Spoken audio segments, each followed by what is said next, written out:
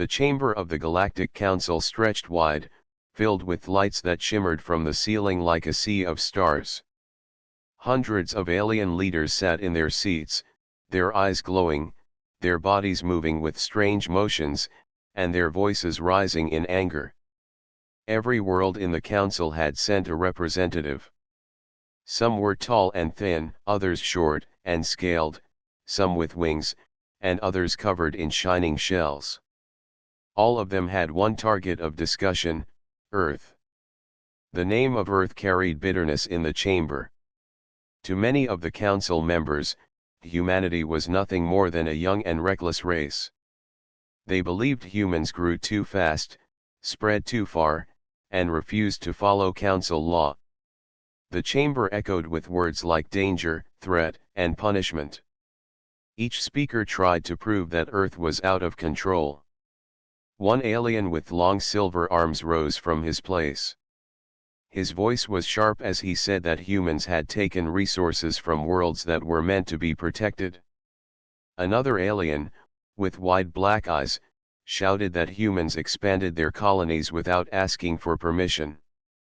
A third alien, covered in green feathers, warned that if Earth was not stopped, humans would one day challenge the very council itself. The hall filled with agreement. Their voices merged into a wave of anger. For them, Earth was nothing but a problem, and problems had to be solved quickly. They spoke of punishment and tribute. They spoke of crushing Earth's spirit before it grew stronger. Some demanded that fleets be sent at once. Others demanded heavy tribute from Earth's people, so heavy that it would break their will. At the center of the chamber sat the High Speaker, an alien with a long neck and golden markings across the skin. The High Speaker listened to all sides with calm eyes. Finally, the High Speaker stood and raised one long hand. The chamber grew silent. Every alien knew the council's final decision would come from that seat. The High Speaker's voice was calm, but each word carried weight. The humans are reckless. They do not honor our law. They do not respect our order. They must be taught their place. Earth shall pay a tribute. If they refuse, then fleets will be sent to remind them that no world is greater than the council. The words echoed across the chamber, and no one spoke against them. The decision was made. It was final.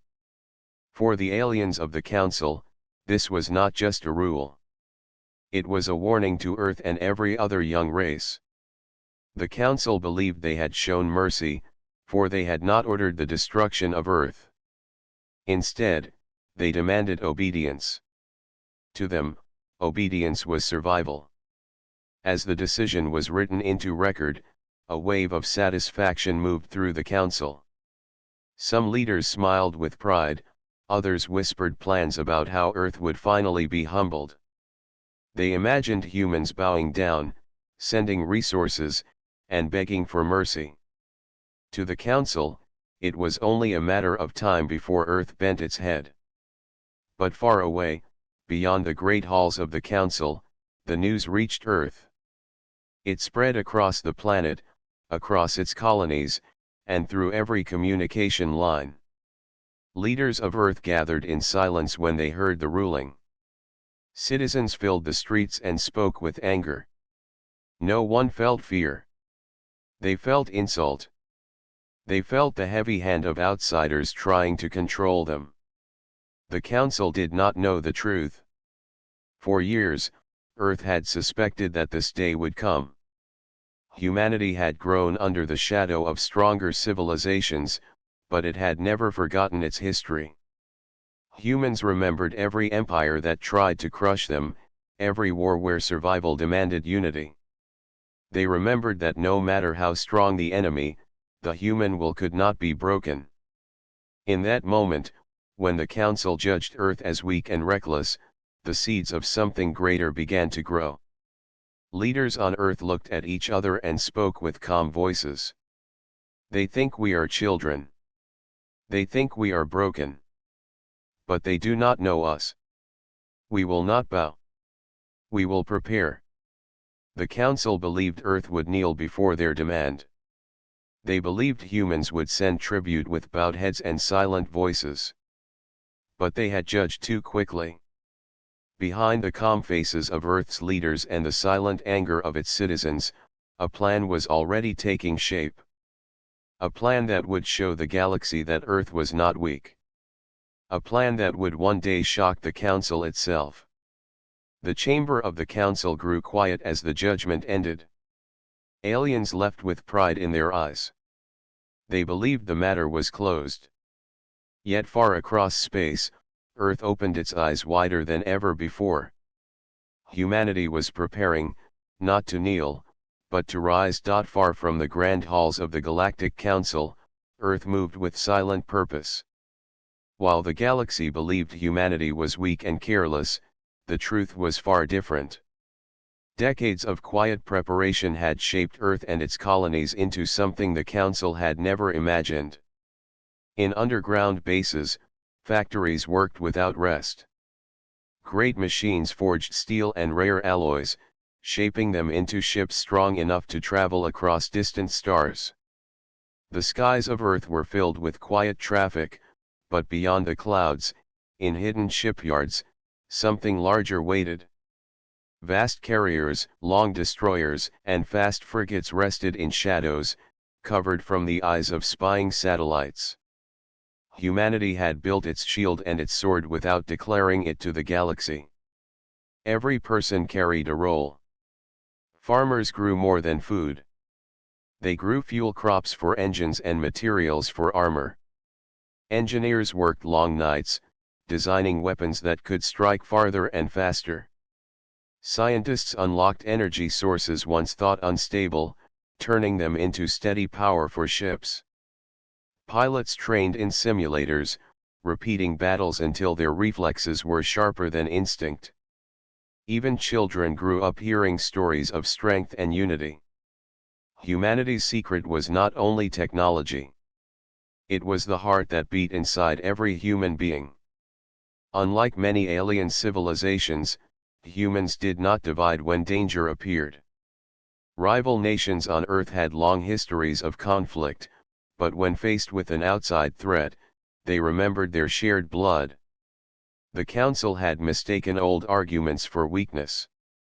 They did not understand that the same fire that fueled human conflict also fueled human unity. In the capital city of Earth, leaders gathered in a circular hall. The air was heavy, filled with silence and determination. On the wall behind them hung a map of the known galaxy, with Earth's colonies glowing in blue. The Council's core worlds shone in red. The lines between them looked thin, but every leader knew what those lines meant. Trade routes, supply lines, hidden paths, each could become a battlefield. A tall woman in the hall spoke first. The Council believes we will send tribute. They believe we are children. We must show them that they are wrong. Another leader, his face weathered by years of work in the colonies, replied, "We cannot win by numbers. Their fleets are many, their weapons advanced. But we have something greater. We have unity, and we have no choice but to fight." The room agreed with him. They knew Earth could not outnumber the galaxy, but humans had always fought against impossible odds. Their strength was in their will. Their strength was in their refusal to bend. Across the colonies, messages spread. Miners on the rocky moons of distant planets received the news and picked up their tools with new purpose. Builders in floating cities above gas giants worked harder, knowing their creations might one day shield Earth itself. Soldiers trained in harsh deserts and frozen mountains, preparing their bodies for the battles that would come. But the strongest part of humanity's hidden strength was not steel, energy, or training. It was the spirit of ordinary people. A mother in a farming village told her son that he might one day fly a ship among the stars. A teacher in a small town explained to her students why unity mattered more than fear. A doctor in a crowded city reminded patients that they were part of something greater than themselves. These simple acts, small in their own moment, joined together to form the unshakable wall of human spirit. The galaxy did not see this. From the outside, Earth looked restless, noisy, and disorganized. Alien observers laughed at human politics, at their endless debates and arguments. They believed humans could never work together. What they did not realize was that argument was part of humanity's strength. Through struggle came ideas. Through conflict came solutions. When the time came to act, humans would drop their divisions and stand shoulder to shoulder. Deep in the hidden shipyards, the first wave of Earth's fleet stood ready. The ships were not polished with beauty, nor decorated with gold like council vessels. They were plain, built for one purpose alone: survival through strength. Their engines burned hotter, their armor was layered thick, and their weapons carried the determination of the hands that built them. Each ship was a piece of Earth's heart, sent into the stars to defend their people. The leaders of Earth looked upon these ships and felt both fear and pride. Fear, because they knew the cost of war. Pride, because they knew they had prepared for the moment that now approached. The Galactic Council believed Earth was weak. They believed that tribute would break human spirit. They believed their fleets could frighten humanity into obedience. They did not know that Earth had already decided its path. Humanity's hidden strength was not only in its ships or soldiers. It was in the memory of its past, in the scars of its history, and in the unbreakable belief that survival was always worth fighting for. As the hidden fleets waited in silence, the stars above Earth shone brighter, as if they too were watching. The humans did not speak of surrender. They spoke only of what must be done when the council came. For in the heart of Earth, a truth was clear: the council had misjudged them. And soon, the galaxy would see what humans truly were. The message from the Galactic Council reached Earth like a storm. Across the planet, screens lit up with the words of the High Speaker. The demand was clear. Earth must send tribute: resources, technology, and labor to prove its obedience. If not, the Council would send fleets to force humanity into submission.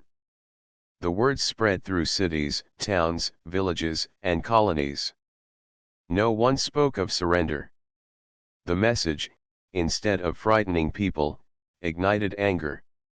In streets and marketplaces, citizens stood together, their voices rising. Workers in factories shouted that they would not send their creations as tribute. Farmers refused to let their harvests feed the council. Pilots declared that their ships would never fly under alien command. In the capital, Earth's leaders gathered once again. The hall was heavy with tension, but there was no fear. They had prepared for this day. Now the choice stood before them: submit to the council or stand against it. A leader from the northern colonies stood and spoke. If we send tribute, they will take more next time. If we bow once, we will bow forever. Another leader, older and steady in voice, added, we have built our fleets, our armies, and our defenses. We were not blind. We knew this moment would come. Now we must decide. Do we live free, or do we live on our knees? Silence filled the hall, but only for a moment. The answer came not from one voice but from every voice together. They chose to fight. Humanity would not bend. Humanity would not surrender. The decision spread across the world and its colonies with speed. In hidden shipyards, alarms sounded as workers rushed to finish the final touches on warships. In training fields, soldiers prepared their weapons and sharpened their discipline. On farms, families packed supplies for the troops. Students filled classrooms, not with lessons of peace, but with lessons of unity and survival. Every hand, every heart, and every mind prepared for the storm to come. The council had sent a fleet to deliver its message with power. A fleet of warships, armed with weapons that had destroyed countless rebellions before. They moved through space with calm confidence, believing Earth would kneel as others had. But this time was different. In orbit above Earth, the first human fleet gathered. Ships painted in gray and steel formed into tight groups. Their engines glowed as pilots took positions. Each pilot knew they faced an enemy larger and stronger. Yet their voices carried no fear over the calm lines. Instead, they spoke words of courage to one another. On the surface of Earth, citizens watched the sky. They knew their fate rested on the battle above. Yet no one hid in silence. Instead, they stood tall, waiting, praying, and believing. They had seen their history, and they knew their kind. When pushed, humans did not break. They burned brighter. The alien fleet entered Earth's orbit with pride. Their commander, tall and armored in shining plates, sent a final message to Earth. His words were filled with contempt. Kneel, humans. Kneel before the council, or be destroyed. The reply came not from a politician but from a pilot in the human fleet. His voice was steady and strong.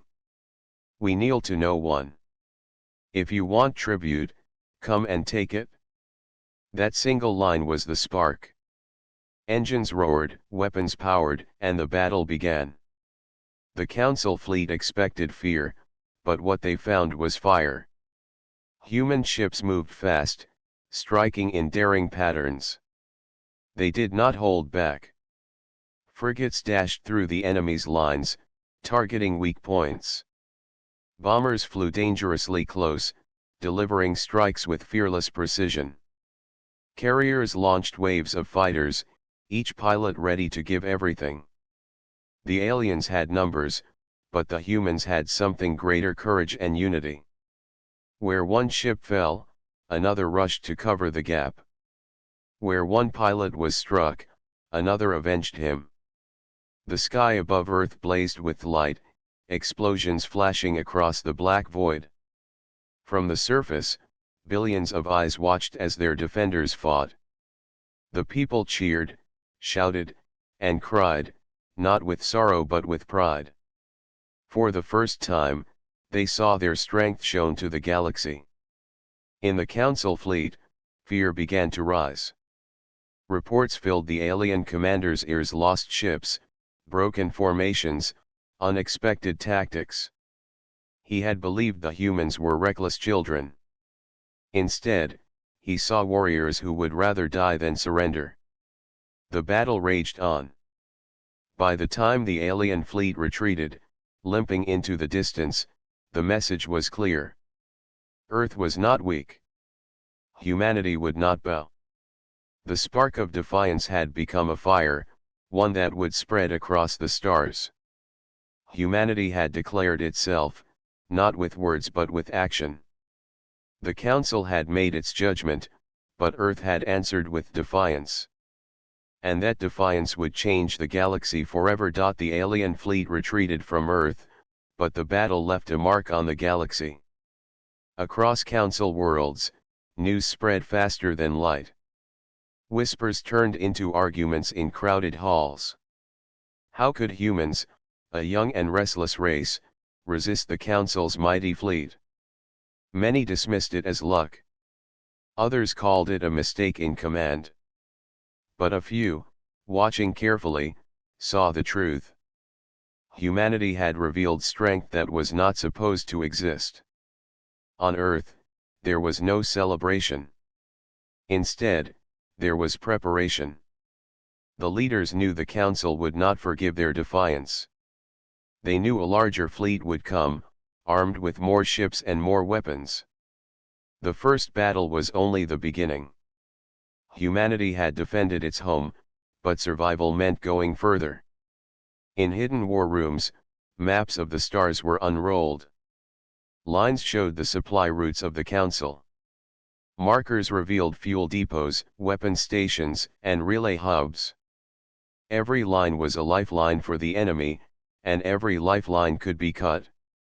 One commander spoke firmly. If we wait for them to come again, we will be crushed. We must strike first. We must show the Council that we are not prey to be hunted. We are hunters too. The plan was bold. Human fleets would not remain near Earth, waiting like cornered animals. Instead, they would leave, carrying the fight into Council space. The first target was chosen, a supply station near the edge of Council territory. It was a hub for fuel and weapons, guarded but not heavily defended. The perfect place to send a message.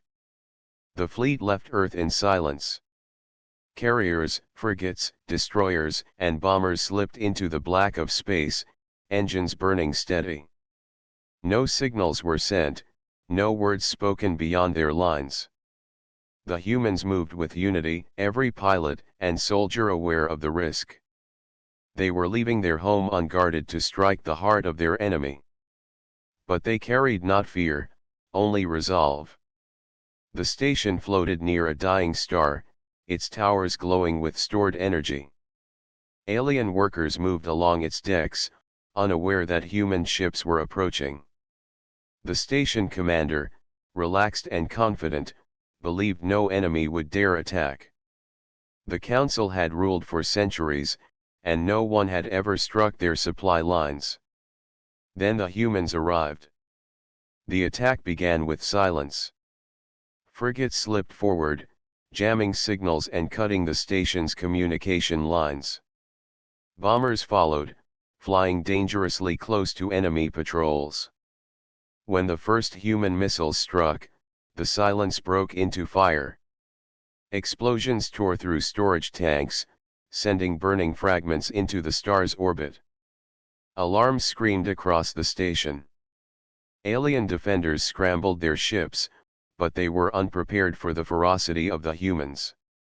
Fighters launched from carriers, weaving through enemy fire with reckless speed. Destroyers fired heavy cannons, breaking through defenses that had never been tested in true battle. Each human pilot fought with skill and daring, striking not with hesitation but with purpose. The alien commander sent desperate calls for reinforcements, but the lines were already cut. His fleet was trapped, forced to fight alone. Human tactics, unpredictable and bold, overwhelmed their formations.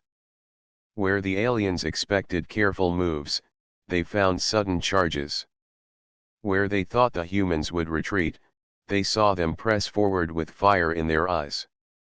Within hours, the station was burning. Human marines boarded the wreckage, clearing the halls and seizing control. They took supplies not for greed but for survival.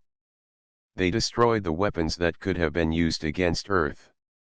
And when their work was done, they did not claim the station. They left it in ruins, a message written in fire for the galaxy to see. The Council was stunned. Never before had an enemy dared to strike first. Never before had a young race brought war into the Council's own space. What had started as a small act of defiance had now become a war of survival.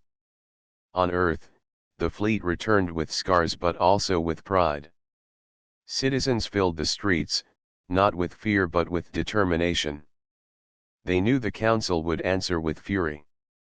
But they also knew the truth. The first strike had proven that the Council was not untouchable. The galaxy now saw humans not as prey but as fighters who would not kneel. In the chamber of the Galactic Council, chaos erupted. Voices shouted in disbelief and anger. Some demanded total war against Earth, others warned that humanity could not be underestimated. The High Speaker listened, face cold and silent. When the chamber grew quiet, the High Speaker said only one thing. The humans must be stopped, no matter the cost. But deep in their hearts, even the proudest council members felt a new emotion. Not contempt. Not anger. Something far more dangerous: fear. For the first time, the galaxy understood that humanity was not weak.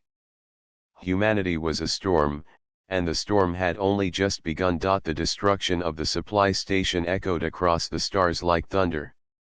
What many council members once called an accident or luck could no longer be ignored. Humanity had struck first, and they had struck deep. For the first time in council history, a young race had taken war to their doorstep. But for the humans, the mission was not about pride. It was survival. The leaders of Earth understood that the council would not stop. They would gather larger fleets, bring more weapons, and attempt to crush humanity once and for all. Waiting meant death. Acting meant life. And so, Earth chose to act. The war rooms lit up with new plans. Maps of the galaxy filled with red marks where the council stored supplies, fuel, and weapons. Each mark became a target. Commanders spoke with determination. We cannot face their fleets head-on. We must strike where they are weak, cut their lifelines, and break their will. The orders were given, and the human fleets moved again. The first targets were small outposts guarding the edges of council space. These outposts were designed to watch, not to fight. Human frigates and bombers moved quickly, striking with speed and fire. Outposts that once signaled safety for the council now burned in silence. With every victory, humanity grew bolder. The council responded by sending patrols and reinforcements, but human tactics confused them. Instead of waiting in one place, human fleets moved like waves, striking in one sector and vanishing into another. Their ships did not shine with elegance like council vessels. They were rough, fast, and built for survival. But in the hands of daring pilots, they became weapons that turned fear into fire. In the cold of space, battles were fought with courage that shocked the galaxy. Human fighters darted between massive enemy cruisers, firing at weak points and escaping before larger guns could turn. Destroyers rushed into close combat, firing heavy rounds at ranges no council captain dared approach. Even when outnumbered, humans fought with a fire that could not be measured. Reports of human victories spread quickly. Worlds under council control began to whisper. Some asked if the council was truly as strong as it claimed. Others wondered if perhaps Earth's defiance was not madness but courage. The council, once feared without question, now found its image cracked. Back on Earth, citizens watched the reports with pride. Families gathered around screens, listening to names of pilots and Marines who had returned as heroes. Factories worked without pause, building more ships and weapons. Students trained harder, eager to join the fight. No one asked if the war was too costly. They asked only how they could help. In the colonies, the same spirit spread. On mining worlds, workers volunteered to fight. On farming moons, people sent food and supplies without being asked. Humanity had become one voice, one will. The council had tried to break them, but instead it had united them more than ever before. The victories did not come without cost. Human fleets returned damaged, with ships broken and many lives lost. Yet even in loss, the spirit did not fade. When a ship was destroyed, another was built. When a soldier fell, another stepped forward. Each sacrifice hardened Earth's resolve. The council believed that fear would weaken humanity, but instead it made them stronger. In the chamber of the Galactic Council, panic spread. Members shouted at one another, blaming commanders, blaming spies, blaming weak defenses.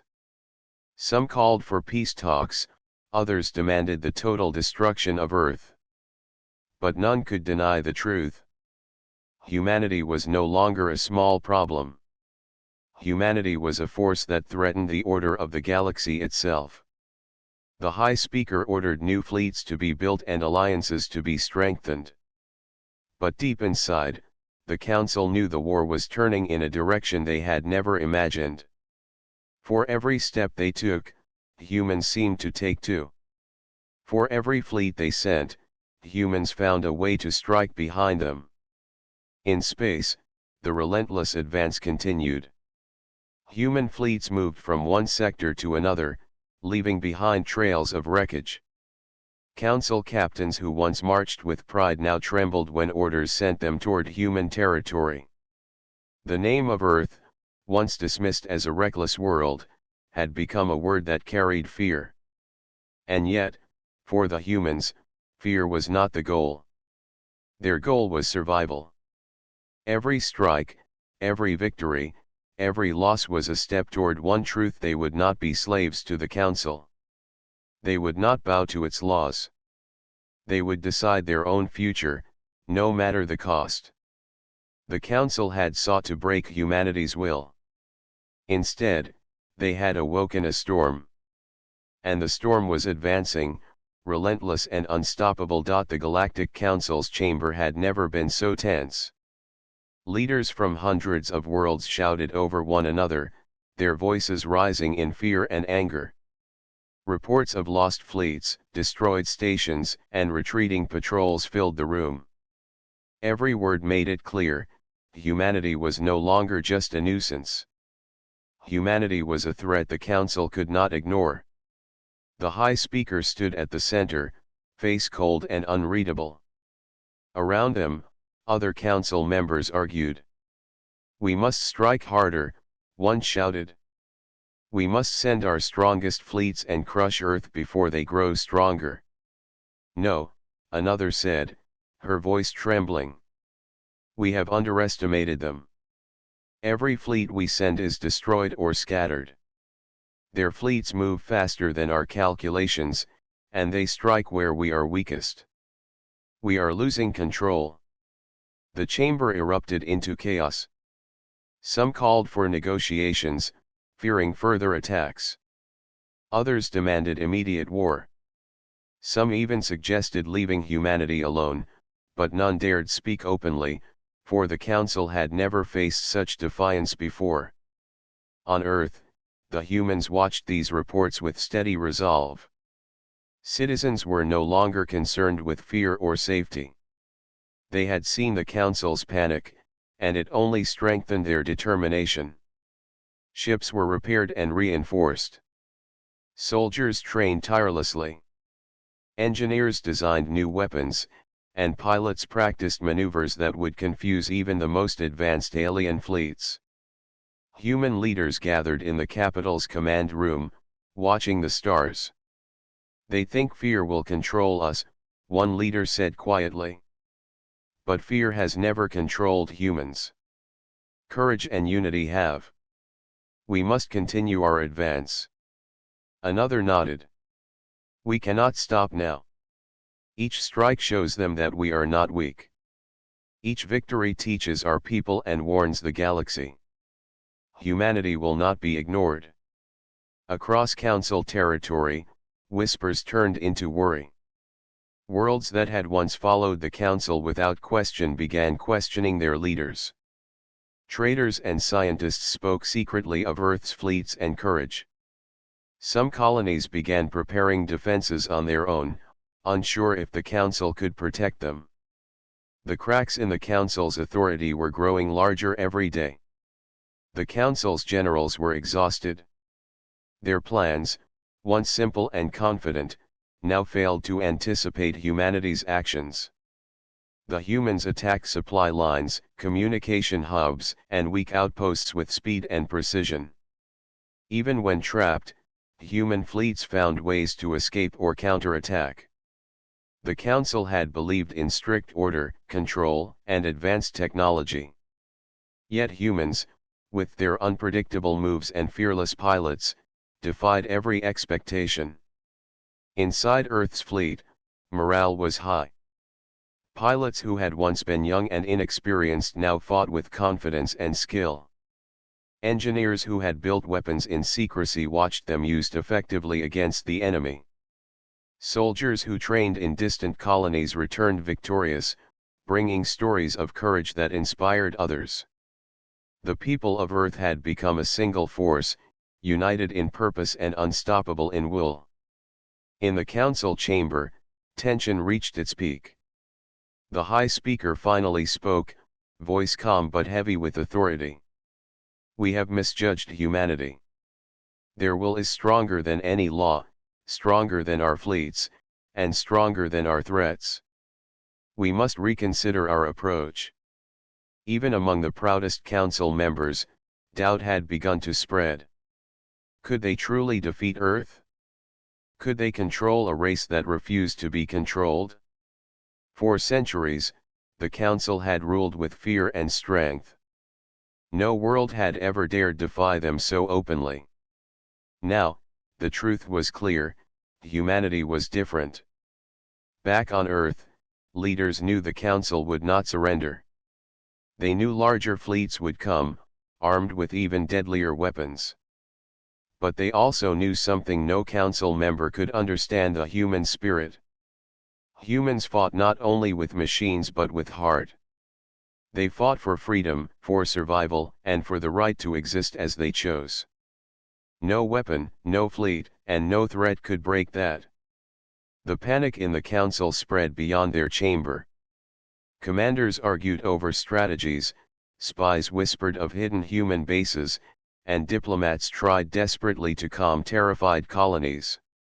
For the first time, the council realized that power alone was not enough to rule the galaxy. Strength without understanding the human will was useless. And so, humanity continued its advance. Ships moved through space with purpose, striking where the council least expected. Every victory sent ripples of fear across the galaxy. Every loss among humans was met with determination to fight harder. The council had hoped for submission, but submission would never come. In quiet moments, leaders of Earth looked at the stars and remembered their first defiance. From the first spark of resistance to the battles across council space, humanity had grown stronger, wiser, and braver. And in the hearts of humans everywhere, one truth was clear: the council had misjudged them, and they would never make that mistake again. The council had lost its certainty. The galaxy had seen the courage of humans. And for the first time, the balance of power was shifting. The human fleets moved through council space like shadows of determination. Every ship carried the story of battles won, of courage proven, and of lives sacrificed for freedom. They approached the council's homeworld, the center of power that had ruled countless systems for centuries. This was the place the council had never imagined humans would reach.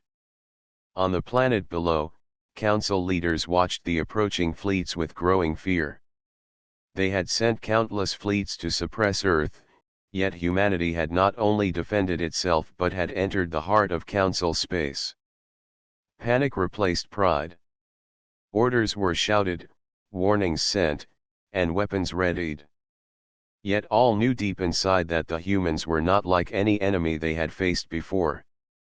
In the lead ship of the human fleet, the commander gazed at the council planet. "This is our final warning," she said to her officers.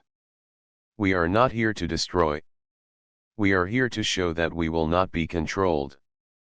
Let them see what humanity truly is."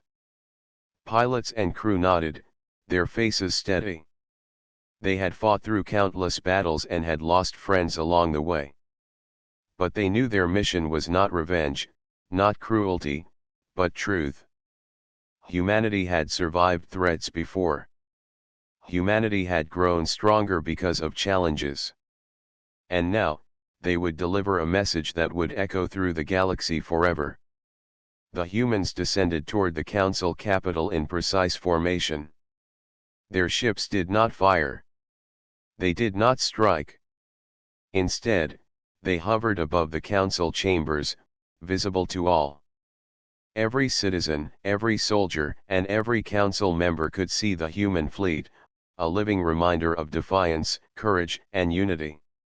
Inside the council chambers, the high speaker stood with trembling hands. Voices filled the room with panic and confusion. "They are here without firing," one councillor shouted. "Why do they not attack?" The answer came as a simple message sent through the council's communication network. It was clear, direct, and firm: "Respect us, or lose everything." The chamber fell silent. Every leader understood the meaning. Humanity had the power to destroy, yet they had chosen not to.